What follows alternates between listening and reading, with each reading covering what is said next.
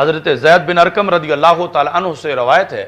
کہ صحابہ کرام رضی اللہ تعالیٰ عنہ نے پوچھا یا رسول اللہ صلی اللہ علیہ وسلم ما هذه الاضاحی،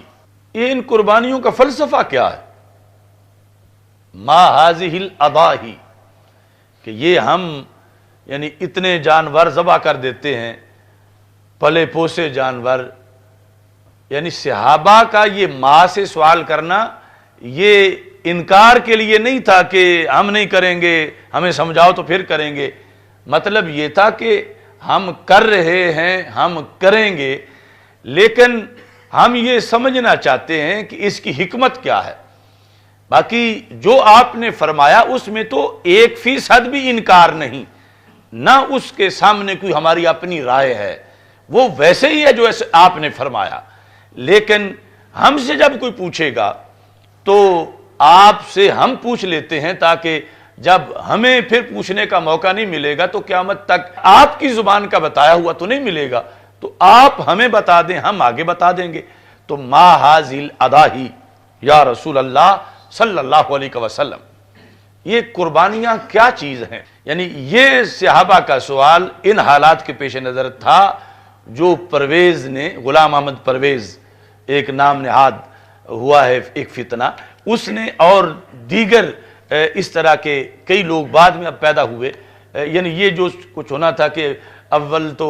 حیوانات جو ہیں ان کی افزائشی بڑی معاشرے میں محدود ہو گئی ہے، آبادی بڑی بڑھ گئی ہے، حیوان تھوڑے سے ہیں، اور پھر انسان کو مختلف مواقع پر گوشت کی ضرورت ہوتی ہے، اور ایک ہی موقع پہ اتنا ذبح کر دیا جائے تو یہ پھر انسانی ضرورتیں کیسے پوری ہوگی؟ یعنی یہ چھوٹی چھوٹی عقلوں کے جو بعد کے سوالات پیدا ہونے تھے، ان کے جوابات کے لیے صحابہ کرام رضی اللہ تعالی عنہم نے خود ہی اس وقت سوال کر لیا۔ تو سب سے پہلے فرمایا سنت ابیکم ابراہیم صلوات اللہ علیہ وسلم، کہ یہ تمہارے باپ حضرت سیدنا ابراہیم خلیل اللہ علیہ السلام کی سنت ہے، کہ اس سے آگے گنجائش ہی نہیں جب کہا جائے کہ یہ اللہ کے عظیم پیغمبر کی سنت ہے، ان کا طریقہ ہے، تو جو اللہ کے خلیل کا طریقہ ہے وہ تو ہر مومن آنکھیں بند کر کے کرے گا کہ یہ تو اللہ کے خلیل کا طریقہ ہے۔ تو مقصد ہے تمہیں اللہ پہلوں کی سنتوں پہ چلانا چاہتا ہے، اور کس مقصد کے لیے؟ کہ وہ اعلیٰ درجے تک پہنچے۔ تم اگرچہ وہ مقام تو حاصل نہیں کر سکتے، تو جو خلیل کی اداؤں میں رنگا ہوا ہو وہ بھی پیارا لگتا ہے، تو اس بنیاد پر تم اللہ کے پیارے بن جاؤ، اس لیے تمہیں یہ سنت ابیکم ابراہیم،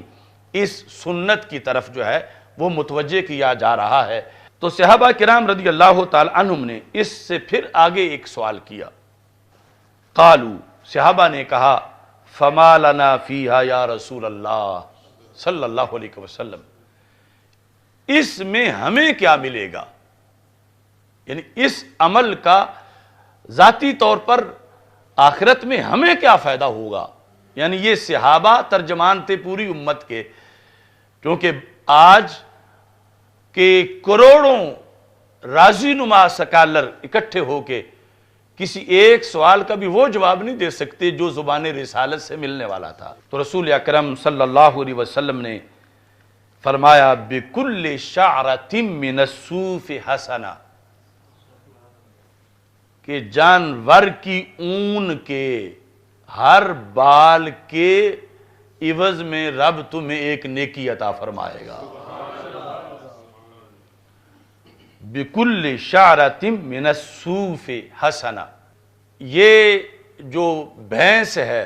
کا جو کٹا ہے، پھر جس کے اندر شرائط پوری ہو جائیں عمر کے لحاظ سے، تو وہ بال جو ہیں وہ اتنے گھنے نہیں ہوتے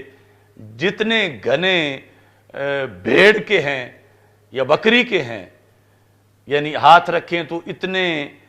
زیادہ سینکڑوں کی تعداد میں یا ہزاروں کی تعداد میں وہاں نہیں آئیں گے، یہ دوسری جگہ آئیں گے۔ تو رسول اکرم صلی اللہ علیہ وسلم نے خصوصی طور پر صوف کا نام لیا، یعنی جن جانوروں کے اندر زیادہ بال ہیں،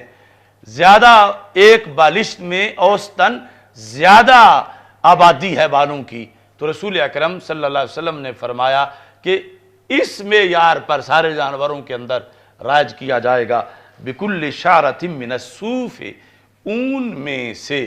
ہر بال کے بدلے میں رب ذوالجلال ایک نیکی عطا فرمائے گا۔